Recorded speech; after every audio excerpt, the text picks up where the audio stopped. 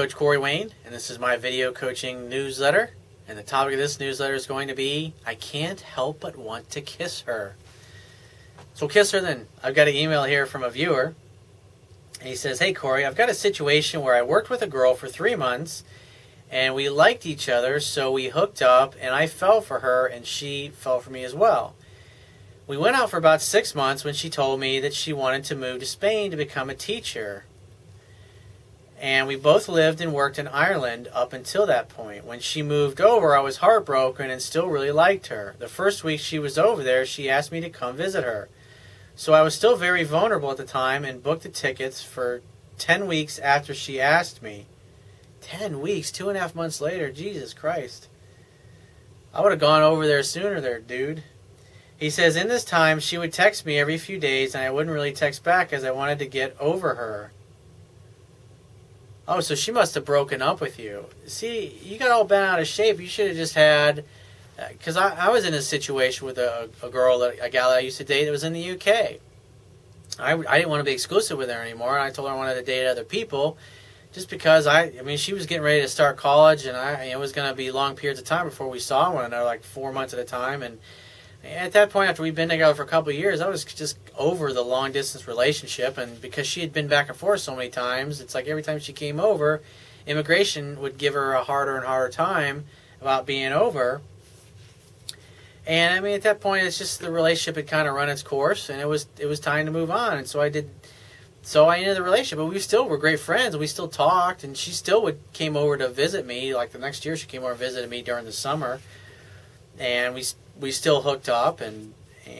But it was like I didn't slam the door in her face, but there was a period of time after we officially broke up. There's like a few weeks I just really didn't want to talk to her. I just wanted to take the time to heal because she was calling me 2-3 times a day and wanting to talk on Skype and this and that. And then it was just, an emotional drama. She's like, give me a chance, I don't want to end it. And so it was really hard. But after a few weeks, I was cool. I was over it. And I was cool with being friends.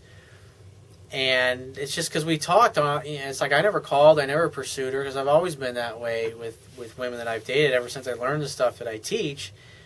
And I just always let her pursue and reach out to me. And then just one time she was off from school, and we were talking, and I'd like to see her. I was like, hey, why don't you grab a ticket and come on over?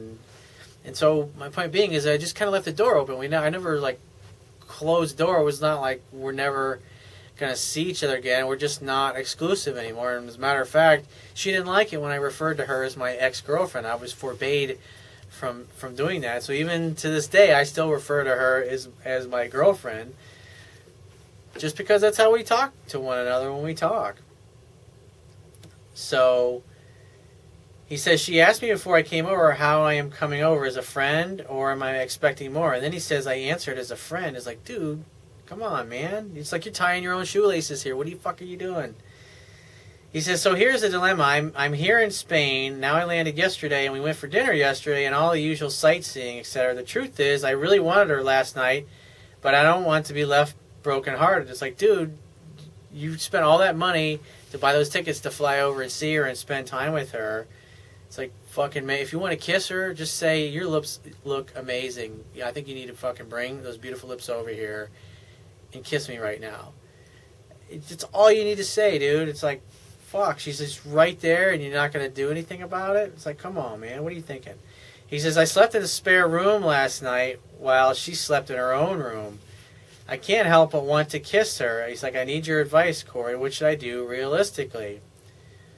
Well, it's like when you're with her, you just say, if you're unsure if she's ready to be kissed or not, if you're sitting there having a good time and she's chatting away and she's doing 78% of the talking because you're asking questions, she's reaching over and touching your arm or sitting too close, or she's sitting so close to the point where her knee is bumping up against yours and she's just leaving it there. She could easily move her legs out of the way, but she doesn't. It's because that means touching is appropriate. In that moment, if you got your hand on your leg and her knee's bumping yours, you can just move your hand over and put it on the inside of her thigh. That's what I would do.